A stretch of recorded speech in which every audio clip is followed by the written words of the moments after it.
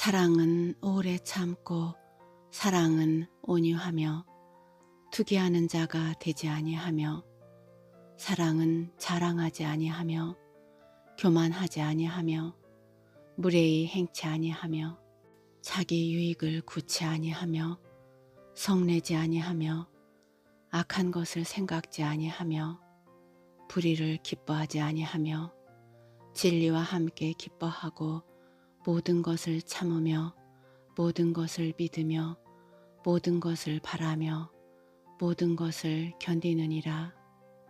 믿음, 사랑, 소망, 그 중에 제일은 사랑이라. 고린도전서 13장 중에서. 안녕하십니까. 댕댕이와 채글입니다. 하얀 사랑 최종에 들려드립니다. 편안하고 행복한 시간 되십시오.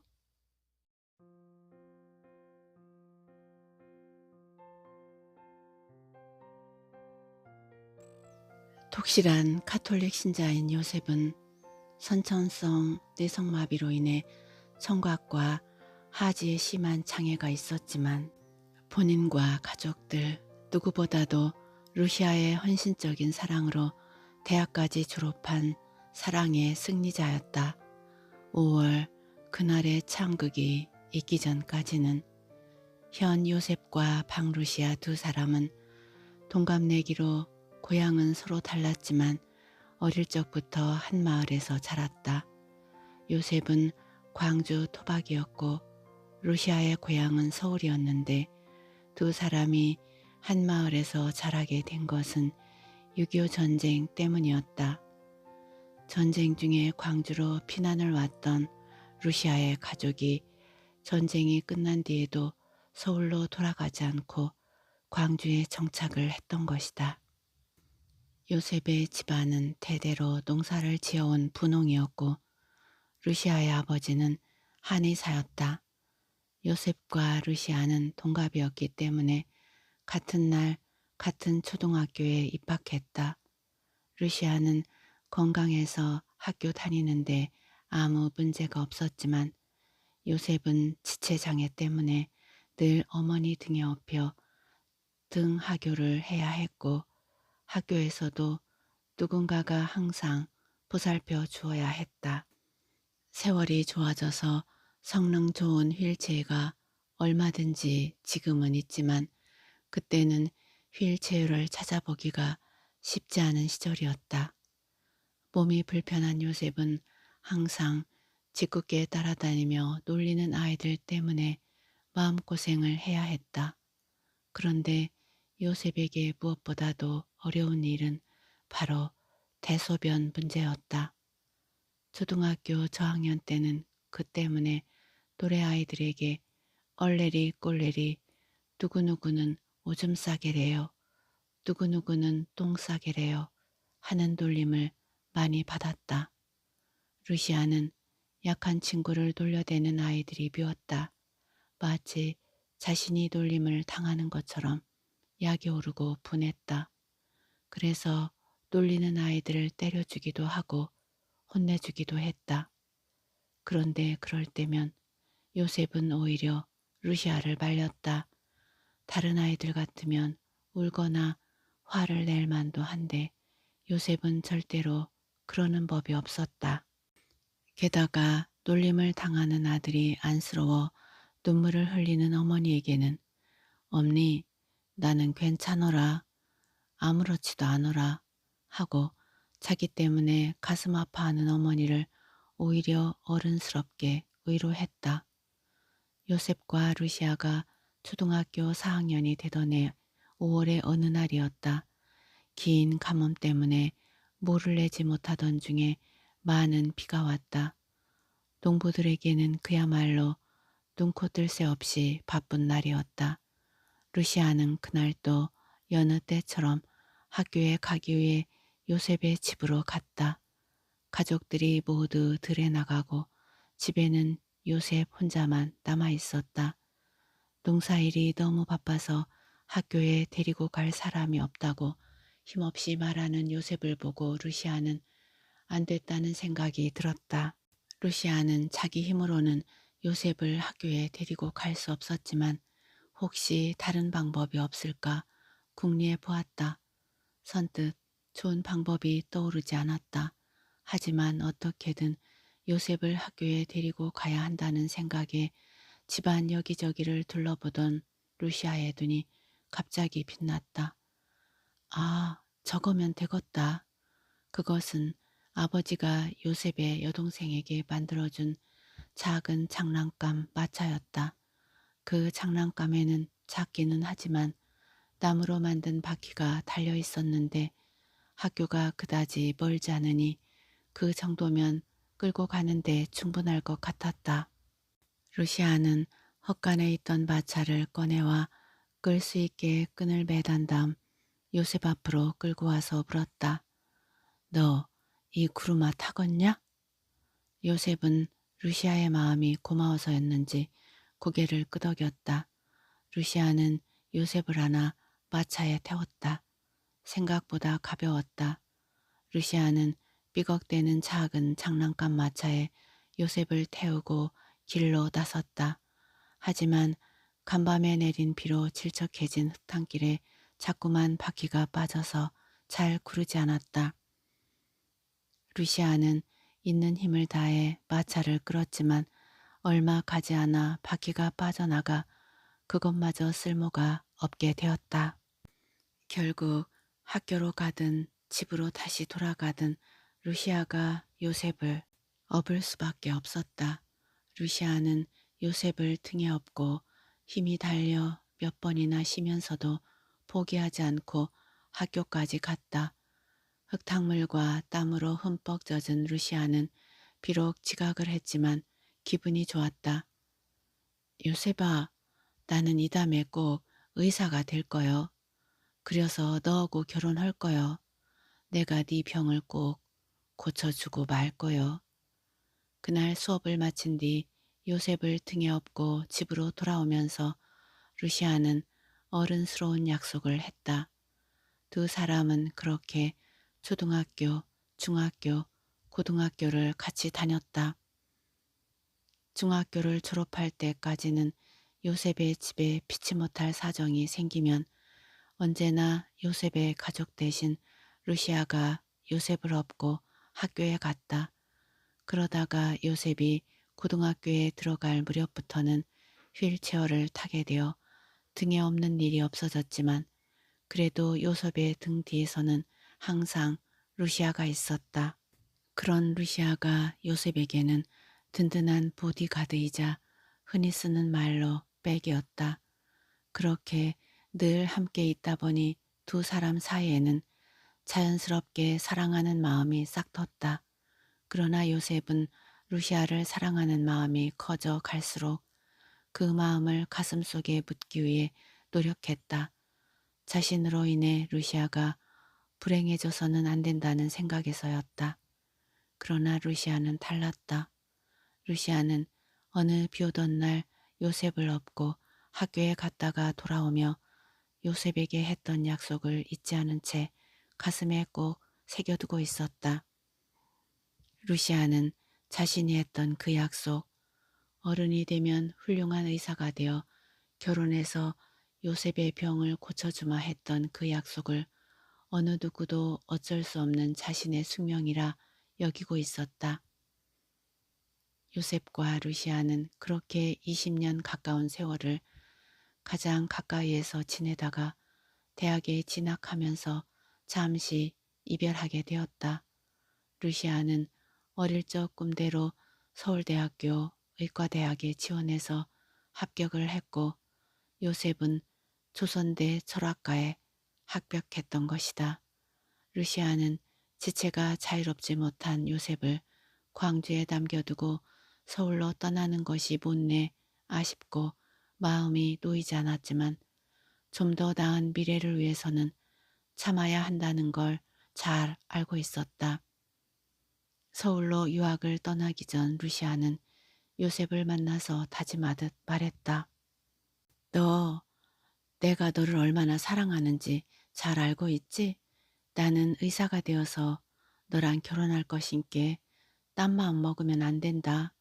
그리고 나 없다고 기죽지 말고 공부 열심히 해라. 알았냐?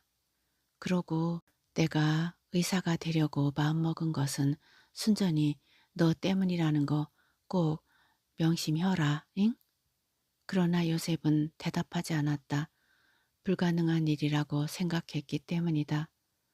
너 어째서 대답이 없냐? 그렇게는 안 될 것이다. 만약에 내가 너의 부모님이라 해도 나 같은 병신에게 너같이 이쁜 딸 안 줄 것인께. 그러니께 내가 감히 어떻게 그런 생각을 하겠냐? 그것은 염려 말란께. 시집은 내가 가는 거야지. 우리 아버지 우리 엄니가 너한테 시집 가는 거 아니자녀. 그려도 그려도가 아니여. 요셉아 기다려라잉. 나는 틀림없이 내 마누라가 될 것인께. 알겠냐? 나 참말로 너를 사랑한다잉. 루시아는 그런 말을 남기고 서울로 유학을 떠났다. 요셉이 대학을 졸업한 뒤에도 루시아는 인턴 과정을 거쳐 레지던트 과정에 들어갔다. 더욱이 루시아는 예과 계열이었기 때문에 4년이라는 수련 기간이 더 필요했다. 그렇게 5년의 세월이 흐른 뒤 루시아는 요셉과 약속대로 전문의가 되어 광주 보건의료원에 자원을 했다. 서울의 여러 큰 병원에서 좋은 조건으로 스카우트 제의가 있었지만 루시아가 이를 모두 뿌리치고 조건이 열악한 보건의료원을 택한 것은 오로지 요셉 때문이었다. 광주로 내려오던 날 루시아는 요셉을 찾았다. 요셉아, 나와시야. 화사하게 웃으며 요셉의 방으로 들어선 루시아는 요셉을 가슴에 끌어안았다. 요셉의 눈에서는 감격의 눈물이 주르륵 흘러내렸다. 그동안 고생 많았자? 요셉은 한 팔로 루시아를 힘껏 끌어안았다. 두 팔로 루시아를 가슴에 안을 수 없는 불구의 몸이라는 것이 그때처럼 안타깝게 느껴지기는 처음이었다. 요셉과 루시아는 참으로 오랜만에 부둥켜 안고 감격에 재해를 했다. 나 너와 약속한 대로 의사가 되었으니께 이제부터 너의 건강은 내가 책임질 거여. 그러고 우리 이제 결혼하는겨. 루시아가 요셉을 안고 말했다. 안 돼. 하지만 요셉은 단호하게 거절했다. 뭐라고 했냐 지금? 너랑 결혼 못한다고 했다. 뭐 땜시 못하냐? 그것을 꼭 말로 해야 하냐? 그려. 참말로 말 안 하면 모르겠냐? 그렇단께? 왜 자꾸 그러냐? 요셉은 창 너머로 보이는 극락강으로 눈길을 돌렸다. 어느새 그의 눈가에는 이슬이 맺혀 있었다. 그려 말허제. 너는 나 같은 병신하고 결혼하려고 그 힘들고 어려운 의사 공부를 했다냐? 너는 이제부터 평생 행복이 보장된 것인디 뭐 땜시 나 같은 병신이랑 결혼을 한다냐? 그것은 말도 안 되는 거요. 그러고 나랑 결혼하면 너는 평생 후회하며 살게 될 거요. 더 중요한 것은 내가 너랑 결혼하고 싶지가 않아야. 뭐 땜이? 너는 내가 병신이라 불쌍하다고 생각하는지 몰라도 내 마음은 그렇지가 않아야.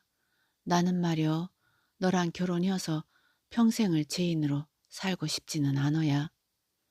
사랑해서 결혼하는데 어째서 네가 죄인이 돼야? 그려 나 참말로 너를 사랑한다. 그렇다고 병신인 내가 너랑 결혼해 봐라. 너는 결국 내 희생물이 되고 마는겨. 출세도 명예도 모두 다 잃게 되는 거 아니여. 결국 네 인생을 내가 망치게 되고 마는겨. 그것을 뻔히 아는디 견물생심도 분수가 있지. 나 행복하자고 어떻게 너랑 결혼을 한다고 하겠냐? 요셉은 진심으로 사랑하는 루시아를 자신의 불행 속으로 끌어들여 루시아마저 불행하게 만들고 싶지는 않았다. 그래서 한사코 결혼을 못한다고 버티고 있는 것이다. 그러나 루시아 역시 순순히 물러서지는 않았다. 나가 말여 의과대학에 갈 적에 너한테 뭐라고 허디야? 내가 의사가 되려고 하는 것은 순전히 너 땜이라고 안 어디야. 서로 사랑하는데 희생은 무슨 희생이라냐? 그러고 나가 출세하고 명예 얻으려고 의사가 된 거 아니여. 나가 의사가 되면 불편한 너를 위해 뭔가 할 수 있다고 생각했지. 다른 생각은 아니었다. 그러고 지금도 그 마음에는 변함이 없어야. 그래도 너랑은 결혼 못한 게 그렇게 알아라. 우리는 그냥 친구로 남는겨. 그려야 내 마음도 편한게. 요셉은 의외로 완강하게 루시아와의 결혼을 거부했지만 루시아의 고집도 만만치 않았다. 그들은 그 뒤로도 오랫동안 결혼하자 못한다 하며 실랑이를 벌였지만 결국에는 루시아의 끈질긴 설득에 요셉이 손을 들었다. 하지만 그렇다고 곧바로 결혼을 할 수는 없었다. 양가의 허락을 얻을 일이 남아 있었다. 요셉의 집안에서는 더할 나위 없이 기쁜 일이었지만 루시아의 집안에서는 난리가 났다. 장래가 촉망되는 의사가 하필이면 전신불구나 다름없는 사람과 결혼을 하겠다고 하니 부모로서는 반대를 하는 게 당연했다. 루시아의 부모도 독실한 카톨릭 신자들이었고 심성이 고운 사람들이었지만 자식인 루시아의 결혼 문제에 대해서는 그런 것도 통하지 않았다. 그러한 상황에서 어느 부모인들 쉽게 허락하겠는가. 그것은 자식의 행복을 바라는 부모라면 누구나 보일 수 있는 태도였다. 하지만 루시아는 끝까지 요셉을 포기하지 않았다. 루시아는 부모들의 반대가 거세어서 비록 당장은 어쩔 수가 없지만 언젠가는 자신의 뜻을 이해해 주리라 믿으며 성급하게 결혼을 서두르지는 않았다. 루시아와 부모님의 2년여에 걸친 지루한 줄다리기는 결국 루시아의 승리로 막을 내렸다. 부모님에게서 결혼 승낙을 받아내기까지는 많은 사람들의 도움이 있었는데 특히 본당 이명복 신부님이 적극적으로 설득하고 도와주신 것이 결정적인 계기가 되었다. 박 루시아와 현 요셉은 32살이 되던 1978년 가을 양가 부모들을 모신 가운데 혼배 성사의 의식을 치르고 마침내 부부가 되었음을 인정받았다. 기쁜 마음으로 축하해야 할 결혼식장은 울음바다를 이루었다. 요셉의 부모님들이 흘린 눈물은 언감생심 기대할 수 없었던 의사 며느리를 드리게 된 데 대한 감격의 눈물이었고 루시아의 부모님들이 흘린 눈물은 불구자에게 사랑하는 딸을 시집보내는 안타까운 눈물이었다. 그들은 참으로 어렵게 부부가 되었다. 그런데 부부가 된 지 1년여가 지났는데도 두 사람은 호적상의 부부일 뿐 전혀 육체적인 접촉이 없었다. 아니, 접촉을 할 수가 없었다. 루시아는 성적인 쾌락만을 위해서가 아니라 더불어 요셉의 아이를 갖고 싶어 했지만 요셉에게 문제가 있었다. 요셉은 결혼 전에는 성적인 기능이 정상이라고 생각했는데 어떻게 된 일인지 결혼한 뒤로는 전혀 발기가 되지 않았다. 이것저것 검사도 해보고 치료도 해보았지만 별로 효과가 없었다. 신체적으로는 이상을 발견할 수 없는데 잠자리에서만은 고개를 숙여 버리는 것이었다. 요셉도 그 문제를 극복하려고 애썼지만 마음대로 되지 않는 것이 안타까웠다. 루시아는 어쩌면 요셉에게 잠재되어 있는 어떤 컴플렉스나 열등감 때문이 아닐까 생각했다. 그래서 오랜 생각 끝에 1979년 8월 초 요셉의 도움을 받아 인공수정을 시도했다. 요셉의 성기능 장애가 정신적인 문제에서 비롯되었다는 결론을 내리고 요셉의 정액에서 건강한 정자를 받아 인위적으로 임신을 한 것이다. 루시아가 그런 결단을 내린 데는 두 가지가 있었다. 첫째는 자신이 그렇게 해서라도 건강한 아이를 낳으면 요셉이 정신적인 안정을 찾아 제 기능을 회복할 수 있으리라는 기대 때문이었다. 그리고 둘째는 요셉의 가족이나 주변 사람들 그리고 자기 가족들에게 요셉이 예형만 불구일 뿐 다른 모든 기능은 정상이라는 안도감을 주고 싶었기 때문이었다. 루시아의 진단은 적중했다. 정상적으로 수정이 이루어져 루시아의 자궁에 착상된 아기가 건강하게 자라고 있다는 검사 결과를 확인한 요셉은 눈물을 흘리며 기뻐했고 루시아에게 감사했다. 그리고 자신도 건강한 아기를 낳을 수 있다는데 자신감을 얻어서인지 성기능도 서서히 회복되어 갔다. 자기 이제 정상이여, 훌륭여. 그런데 그 전에는 무엇 때문에 그랬다냐? 어느 날 밤 잠자리에서 루시아가 웃으며 물었다. 나 겁이 났단께. 왜? 내가 겁이 나? 그게 아니고 내가 아이를 낳으면 또 다른 데가 나올 것 같았단께. 그게 무슨 말이여? 아기가 아빠 엄마를 닮는 건 당연한 거 아니여? 지금 무슨 말을 하는 거랴? 농담이라도 그런 말 하지 말란께. 무슨 말 말여? 네가 그래도 의사냐? 옛말도 있자녀. 신우대 밭에서 신우대 나오고 왕대 밭에서 왕대 나온다고.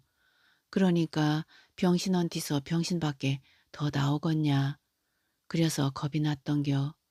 나가 병신인 것도 너한테 미안해어 죽겠는디 자식마저 병신을 낳으면 어쩌겠냐.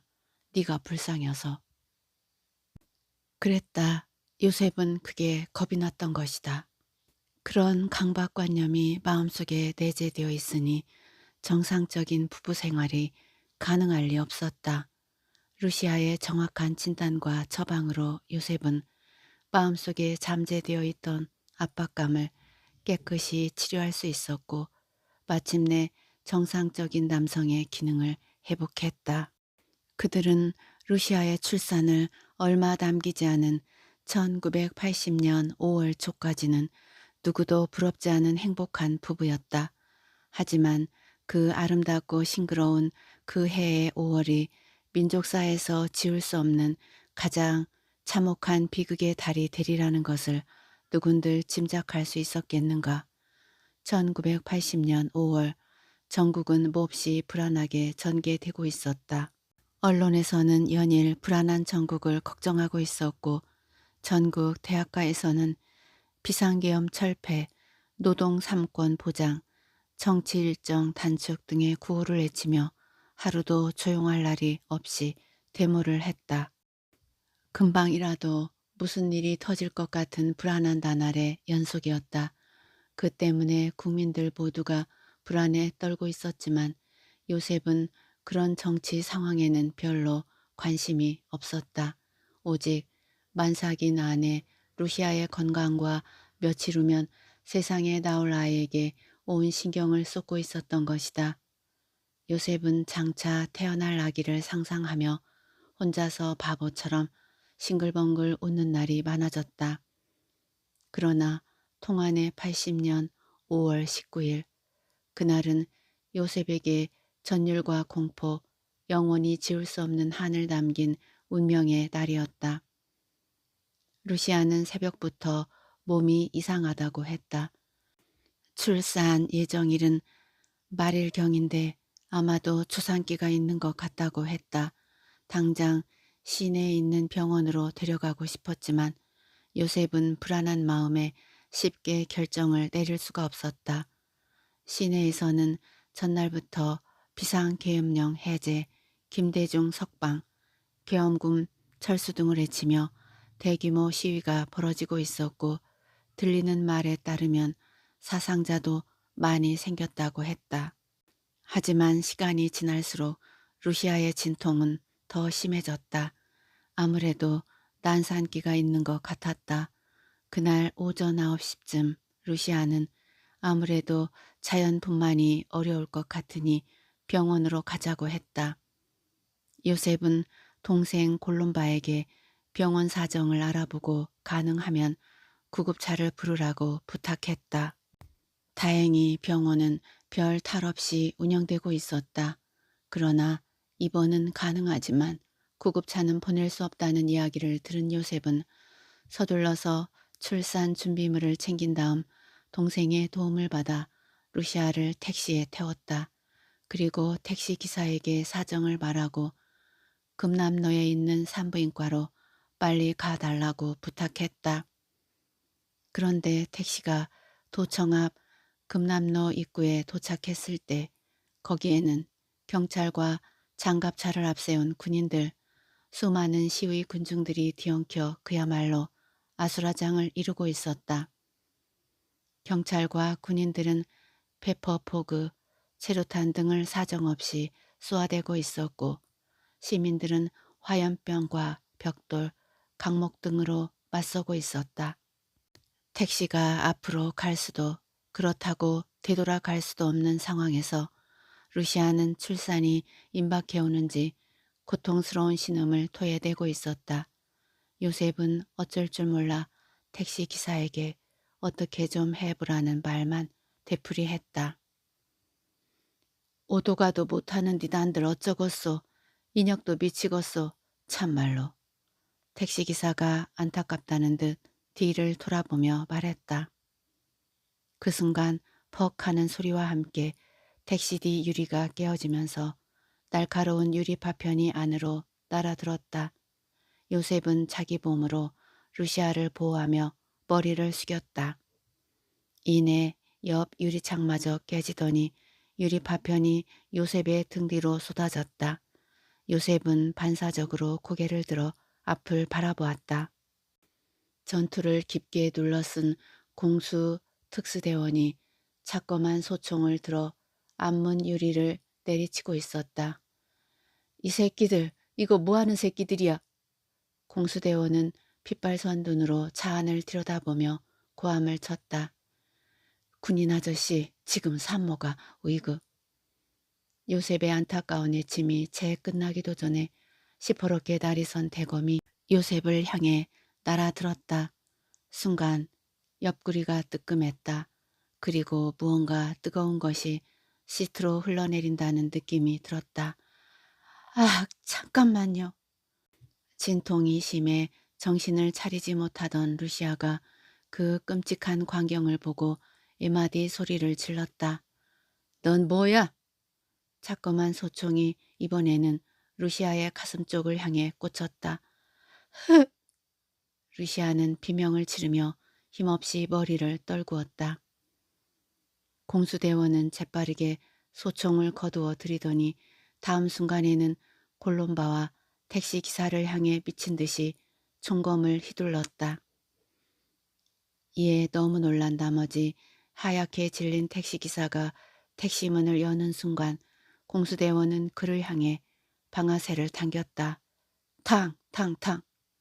택시기사는 문을 채 열기도 전에 그 자리에서 즉사하고 말았다. 그리고 그에게 사격을 가한 공수대원은 지휘관의 명령에 따라 총을 쏘며 어디론가 가버렸다. 모든 것이 너무나 순식간에 벌어진 일이었다. 그리고 칼에 찔린 요셉은 서서히 정신을 잃어갔다. 얼마의 시간이 흘렀을까? 요셉은 광주 시립병원 복도에서 정신을 차렸다. 상의가 벗겨져 있었고 가슴과 배에는 누런 압박붕대가 칭칭 감겨져 있었다. 병원은 부상자로 초만원이었고 여기저기서 고통을 호소하는 처절한 신음소리와 가족, 동료를 찾는 울부짖음이 뒤섞여 고막을 찢었다. 그야말로 생지옥이었다. 루시아, 루시아? 요셉은 정신없이 루시아를 찾았다. 루시아, 어디 있니 루시아? 하지만 요셉의 간절한 애침은 다른 부상자들의 신음소리에 공허하게 묻히고 말았다. 요셉은 애타게 루시아를 찾다가 탈진 상태에 빠져 꼼짝도 할 수 없게 되었다. 타인의 도움 없이는 한 발자국도 움직일 수 없는 자신의 몸이 그처럼 원망스러울 수가 없었다.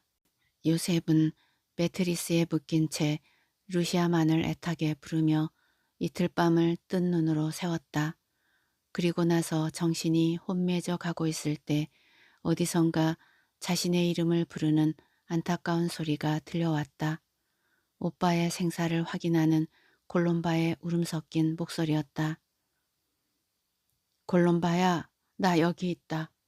그 소리를 듣고 매트리스에 묶여있는 요셉을 발견한 콜롬바는 부상자 가족들 사이를 뚫고 달려와 요셉을 끌어안으며 울음을 터뜨렸다. 콜롬바도 그날의 생지옥 현장에 같이 있었지만 다행히 다친 데는 별로 없는 것 같았다. 콜롬바가 무사한 것을 확인한 요셉은 다급한 심정으로 루시아의 안부부터 물었다. 콜롬바야, 루시아는? 어찌된 일인지 콜롬바는 그저 울기만 할 뿐 얼른 대답을 하지 않았다. 루시아, 루시아가 어떻게 되었냐고 묻자뇨. 언니는 돌아가셨어라. 콜롬바는 요셉의 가슴에 얼굴을 묻고 오열했다. 무엇이라고? 루시아가 죽었어? 너무나 기막힌 소식에 요셉은 그 자리에서 또다시 정신을 잃고 말았다. 그 뒤 응급치료를 받은 요셉은 밀려드는 다른 부상자들을 위해 자리를 내주고 상처가 채 아물기도 전에 집으로 돌아왔다.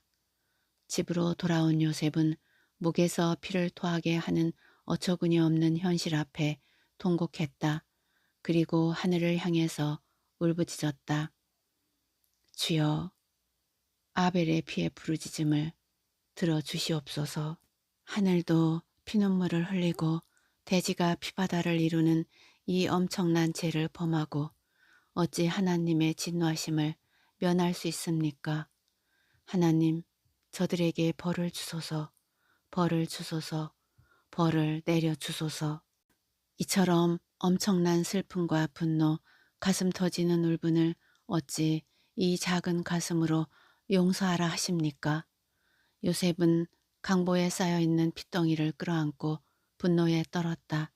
루시아는 그렇게 권력의 눈이 어두운 천인 공로할 쿠데타 세력의 한 졸개에게 심장을 찔려 처참한 죽음을 당하고 말았다.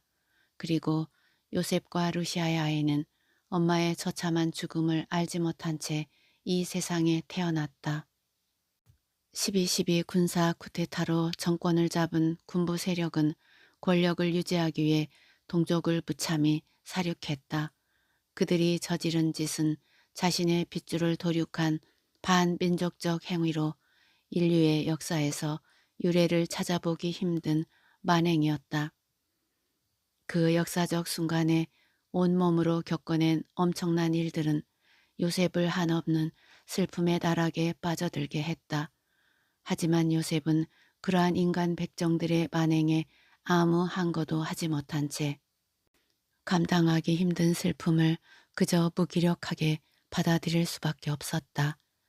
힘없는 불구자가 불의에 맞설 수 있는 방법이라고는 목숨을 내던지는 길밖에 없었지만 요셉은 그것마저도 마음대로 할 수가 없었다. 루시아가 생명까지 바치며 남기고 간 혈육을 생각하면 또 구천을 헤맬 루시아의 원혼을 달래지 않고서는 차마 눈을 감을 수 없었던 것이다. 헤이는 수기에서 읽은 내용을 콜롬바의 입을 통해 다시 들으며 한없이 분노하고 가슴 아파했다. 그리고 천사 같은 루시아의 사랑에 머리를 숙였다. 헤이는 민주화를 위해 광주 시민들이 그렇게 많은 피를 흘리며 항변하고 있을 때 그저 입으로만 떠들어댄 지식인들과 자신이 얼마나 나약한 이기주의자였는가를 깊이 깨달았다. 너무나 부끄러워 쥐구멍에라도 들어가고 싶은 심정이었다.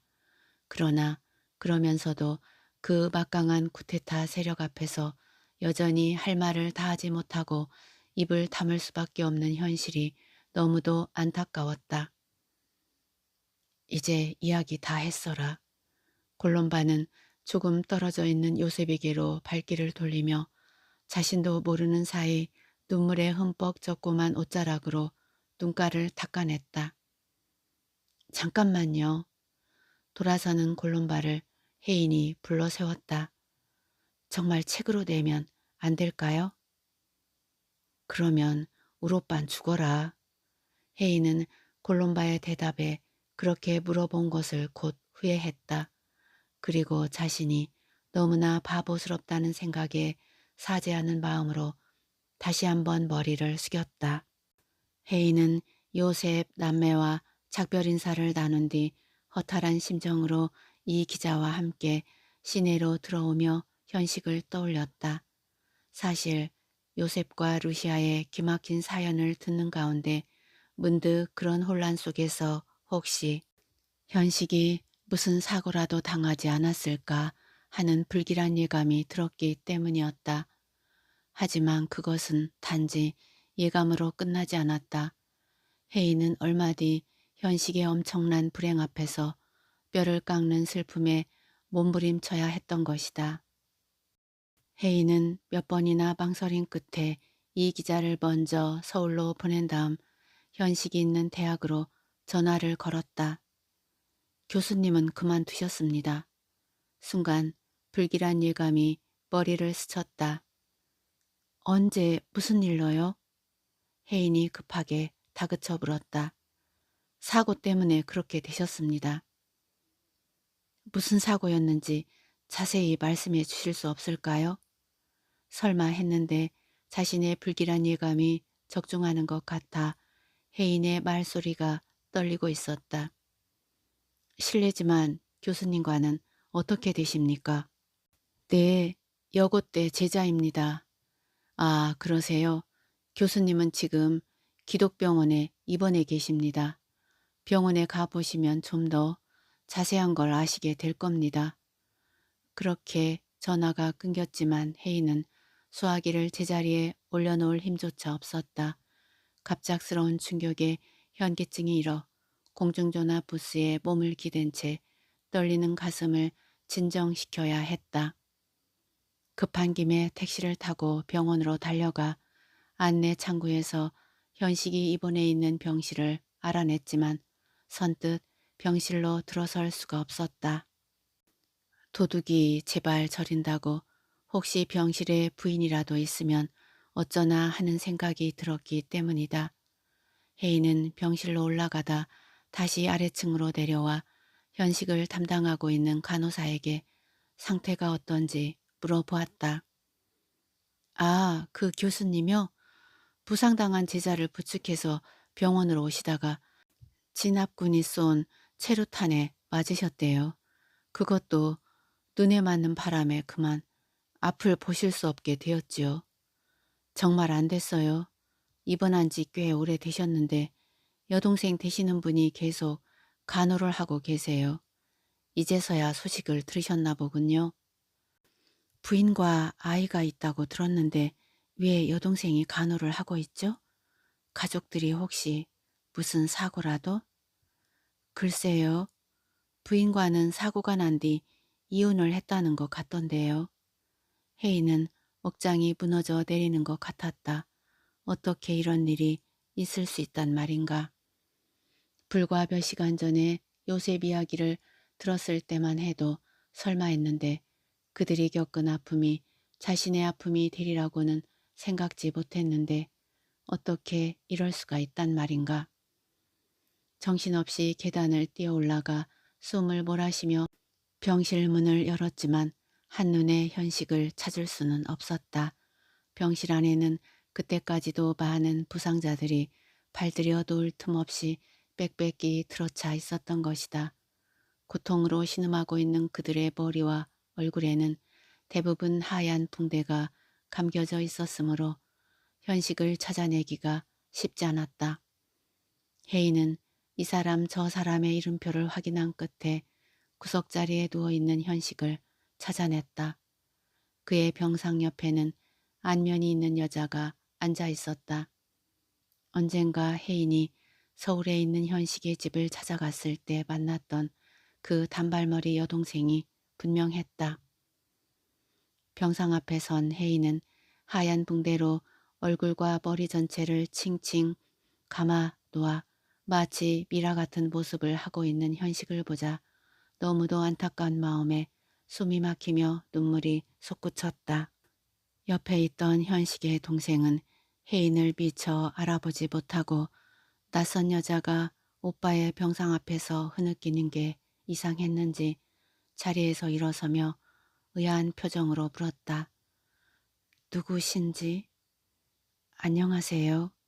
혜인이 마음을 진정시키며 조용히 인사를 건넸지만 그녀는 여전히 혜인을 알아보지 못했다. 혹시 저 알아보시겠어요? 언젠가 댁에 찾아가서 뵌 일이 있는데. 혜인이가 왔구나. 그렇지? 혜인이 맞지? 그때 혜인의 목소리를 알아듣고 현식이 먼저 아는 체를 했다. 현식은 반가워하며 허공에 대고 손을 흔들었다. 그 모습을 보니 가슴이 더 아팠다. 네, 그래요. 혜인이에요. 그런데 선생님, 이게 어찌 된 일이에요? 어쩌다가 이렇게 되셨어요? 현식의 손을 맞잡으며 혜인은 복받치는 울음을 참느라 어금니를 깨물었다. 그렇게 되었어. 현식은 혜인의 손을 잡고 일어나 앉으며 담담하게 말했다. 그들 모두는 아무 말도 못한 채 그렇게 한동안을 흐느껴 울었다. 혜인아, 그런데 어떻게 알았니? 취재하러 왔다가 알게 되었어요. 선생님, 이제 어떻게 해요? 어떻게 하긴 할 수 없는 일이지. 죽은 사람도 있고 나보다 더 많이 다친 사람도 많은걸. 혜인은 무슨 말로 어떻게 위로해야 할지 몰라 그저 눈물만 흘리고 있었다. 혜인아, 너무 가슴 아파하지 말아라. 난 괜찮아. 언제까지 이렇게 병원에 계셔야 해요? 곧 퇴원할 수 있을 거야. 한 번만 더 수술을 받으면 된다니까. 현식은 고개를 숙이며 말했다. 수술을 한 번만 더 하면, 한 번만 더 수술을 받으면 된다는 현식의 말에 혜인은 가슴이 뛰었다. 그 말이 한 번만 더 수술을 하면 시력을 회복할 수 있다는 희망적인 말로 들렸기 때문이다. 수술하면 시력을 회복할 수 있대요? 아니, 현식은 이미 모든 것을 체념한 듯 차분하게 말했다.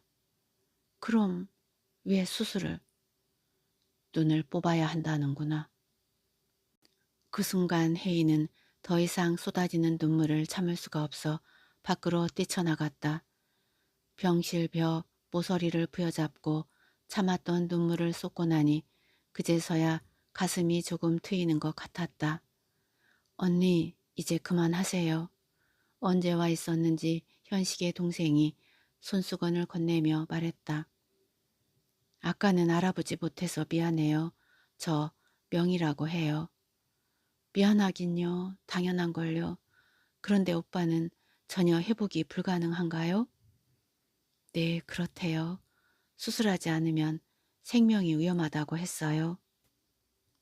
얼마 전에 오빠가 혜인 씨 이야기를 해 주었어요. 뭐라고? 사랑했던 제자라고 하셨어요. 그 말을 듣는 순간 속에서 뭔가 뜨거운 것이 치밀어 오르면서 가슴이 두근두근 거렸다. 오빠가 결혼하셔서 아이까지 두신 걸로 알고 있는데 왜 여기에는? 혜인은 간호사에게서 들은 말도 있었지만 혹시나 하는 마음에 다시 물었다. 벌써 꽤 됐어요. 오빠 이혼한 거. 왜요?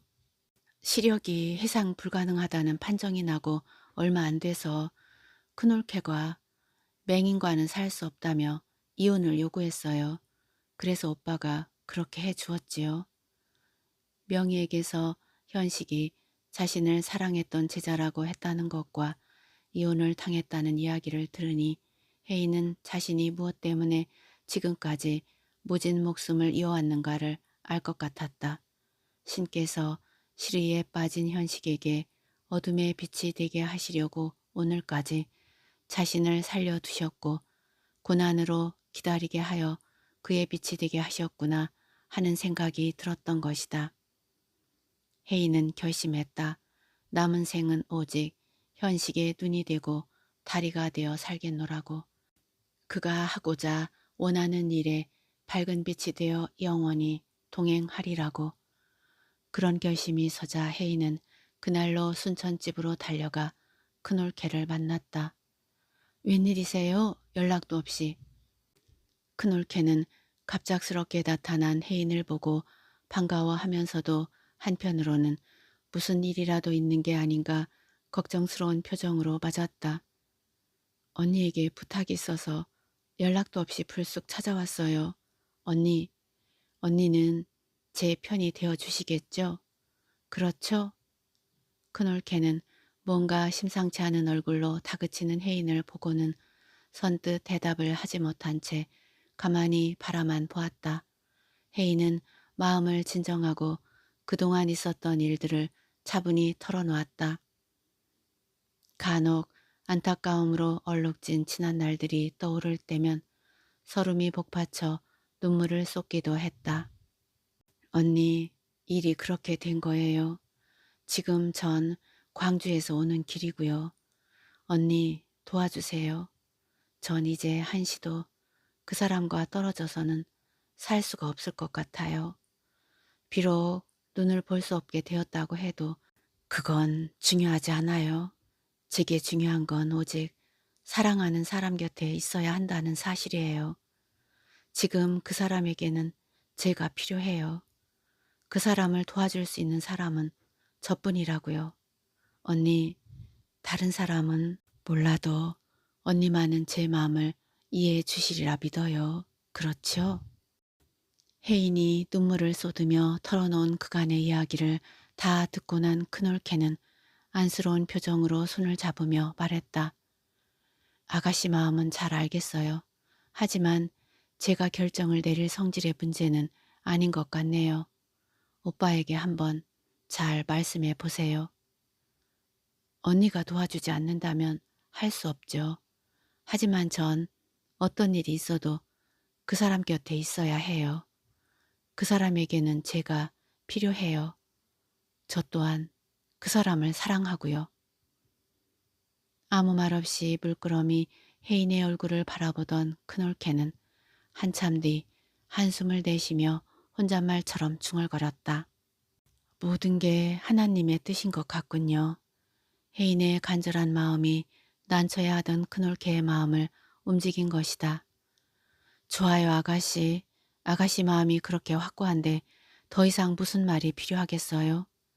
제가 도울 수 있는 일이 있다면 기꺼이 도울게요. 그래, 무엇부터 도와드릴까요? 혜인은 큰올케의 손을 꼭 잡는 걸로 감사의 마음을 대신했다. 언제나 자기 편이 되어주는 큰올케의 따뜻한 마음이 맞잡은 손을 통해서 느껴졌다. 우선 서울로 가셔서 제가 살고 있는 집을 정리해 주세요. 그리고 이왕 올라가신 김에 제가 다니던 출판사에 대신 사표를 내주시면 고맙겠고요.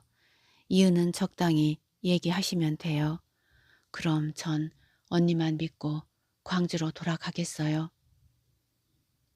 광주로 돌아온 혜인은 현식의 수술이 끝날 때까지 명희와 번갈아가며 정성을 다해 간호를 했다. 그러는 동안에도 현식은 몇 번이나 서울로 돌아가라고 다그쳤다. 혜인은 현식의 말이 섭섭해서 눈물도 많이 흘렸지만 아무 말 없이 그의 수족이 되어 곁에 머물렀다. 얼마 후 현식은 별다른 후유증이 없었고 퇴원을 할 만큼 건강을 회복하게 되었다. 현식이 태어나여 집으로 돌아오던 날 혜인은 현식에게 간절히 애원했다. 선생님, 저는 이제 선생님 곁이 아니면 갈 데가 없어요. 마음에 드시지 않더라도 그냥 곁에 두어주세요. 그건 안 돼. 혜인이에게는 아이들과 가정이 있잖아. 어서 돌아가. 현식은 버럭 화를 냈다. 저 이혼한 지 한참 됐어요. 선생님보다 훨씬 전에요. 왜? 그때 그 일 때문에? 아니에요. 그때는 이미 헤어진 뒤였어요. 그래도 안 돼. 그리고 나를 동정할 생각은 하지도 마. 현식은 단호하게 말했다. 전 이제 죽는 한이 있어도 선생님을 포기할 수 없어요. 아니, 절대로 포기하지 않아요. 선생님을 사랑해요. 선생님 없이는 살 수 없어요. 선생님도 저를 사랑하고 있잖아요. 자신을 속이지 마세요, 선생님. 그건 내가 건강했을 때의 일이야. 현식은 울며 매달리는 혜인을 막무가내로 밀어내려고 했다. 그런데 혜인이 설득해야 할 사람은 현식뿐이 아니었다. 큰올케를 통해 모든 사실을 알게 된 큰오빠 역시 혜인의 간절한 마음을 몰라주었던 것이다.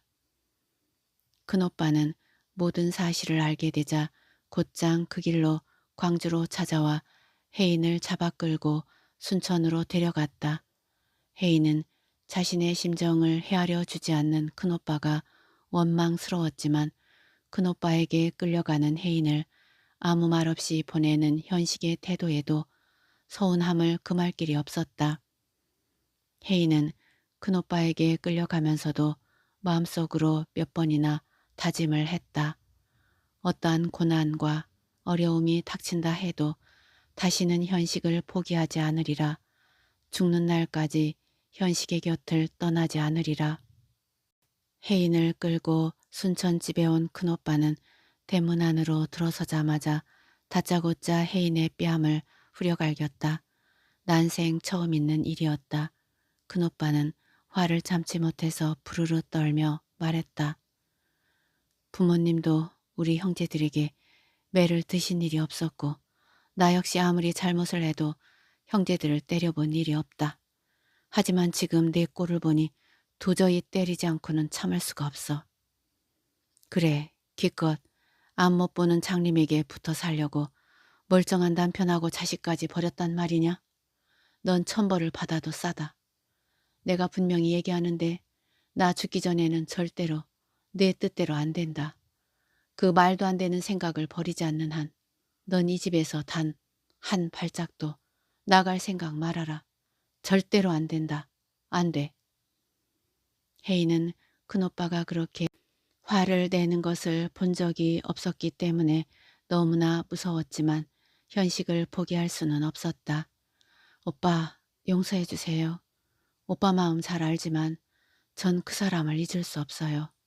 그 사람이 없었다면 지금까지 살아있지도 않았을 거예요. 그 사람은 제게 그런 존재예요. 제 전부나 마찬가지라고요. 그러니 오빠, 제발 용서해 주세요. 그리고 절 좀 이해해 주세요. 제발. 뭐라고? 아니, 그래도 이것이. 큰오빠는 분을 참지 못하고 사정없이 혜인을 때렸다. 하지만 혜인은 도무지 마음을 바꿀 기색이 아니었다. 이것이 말로 해서는 안 되겠어. 이리 와. 큰오빠는 혜인을 잡아 끌어 작은 방으로 밀어넣었다. 그리고 고함을 쳤다.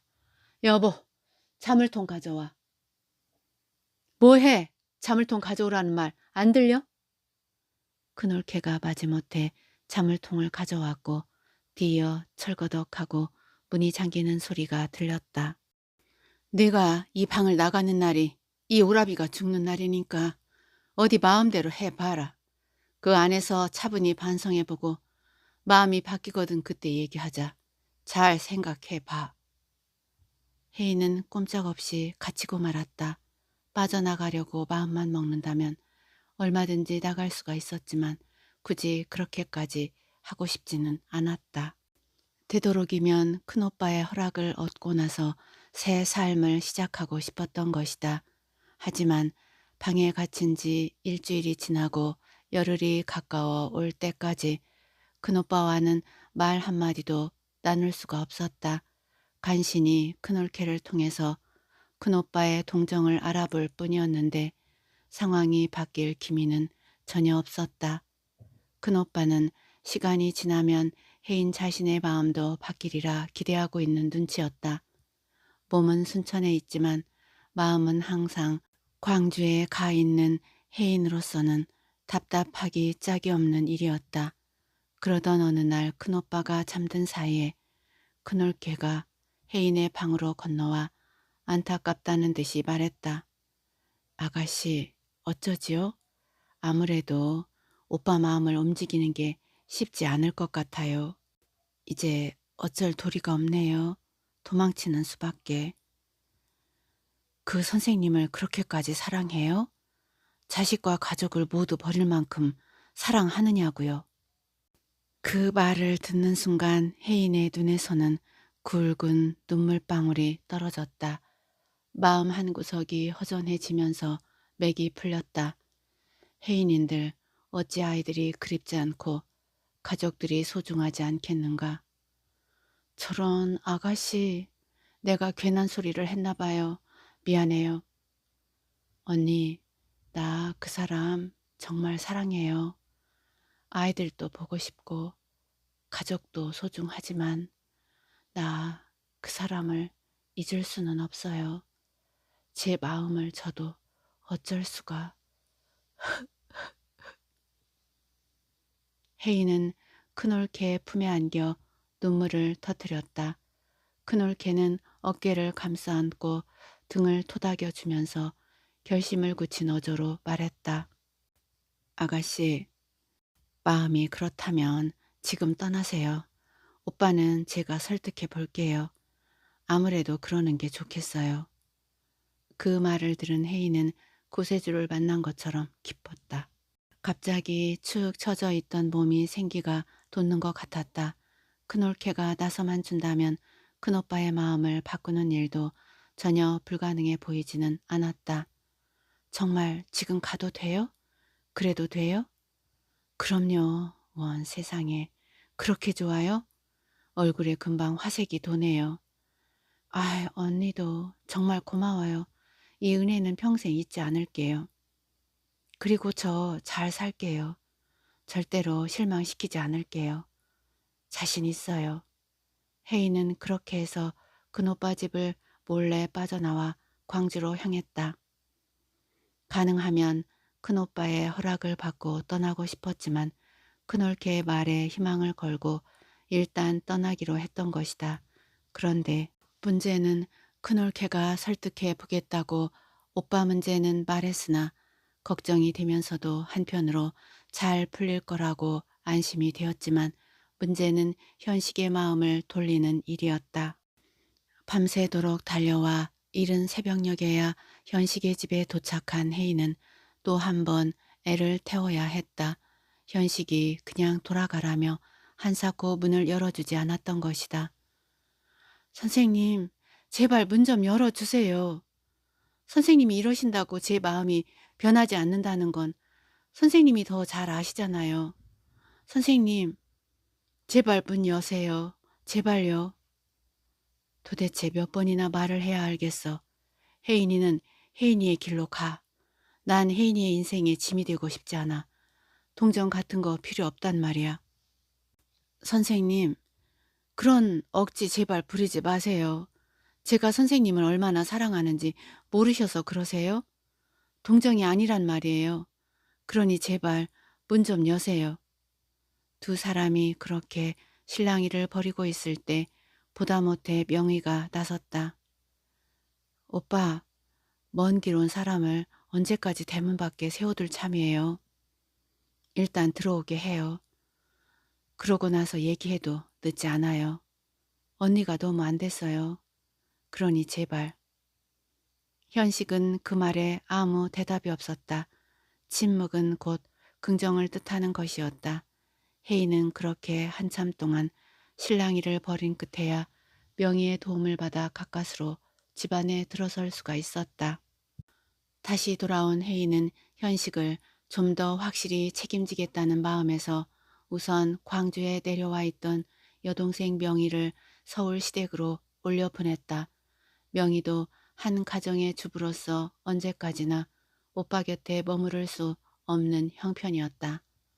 현식도 어차피 서울로 가야 했지만 광주에 남아서 정리할 일이 있었으므로 당분간은 광주에 혼자 남게 되었다. 시력을 상실한 지 얼마 되지 않은 탓에 일상생활에 적응하기가 쉽지 않았으므로 현식은 다른 사람의 도움 없이는 살아갈 수가 없었다. 양친이 모두 살아계시기는 했지만 연세가 많아서 현식의 수발을 들기에는 어려운 형편이었다. 그래서 당분간만이라는 단서가 붙었지만 혜인이 현식 곁에 머무르게 되었다. 이제 현식 곁에는 오로지 혜인뿐이었다. 혜인은 우선 현식이 일상생활에서 겪는 불편을 최소화할 수 있는 방법을 찾아보기로 했다. 먼저 점자책을 구해 읽는 법을 가르치는 한편 자신은 점자를 만드는 방법을 배웠다. 처음에는 힘들었지만 차츰 익숙해졌다. 현식을 위해서라면 무엇이든 하고 무엇이든 배울 자세가 되어 있었으므로 문제될 것은 없었다. 다행히도 현식은 자신에게 닥친 불행에 낙심하거나 비관하지 않고 적극적으로 혜인의 뜻에 따라주었고 시 창작도 다시 시작했다. 혜인은 행복했다. 그토록 그리워서 눈물 짓던 사람이 곁에 있다는 사실이 행복했고 사랑하는 사람이 자신을 필요로 한다는 사실에 가슴 벅찬 환희를 느꼈다. 무엇보다 혜인을 행복하게 만든 것은 현식이 그만 돌아가라는 말은 하면서도 점차 그녀를 마음으로 받아들이고 있다는 사실이었다. 말없는 가운데 느껴지는 신뢰가 혜인을 한없이 감동시켰다.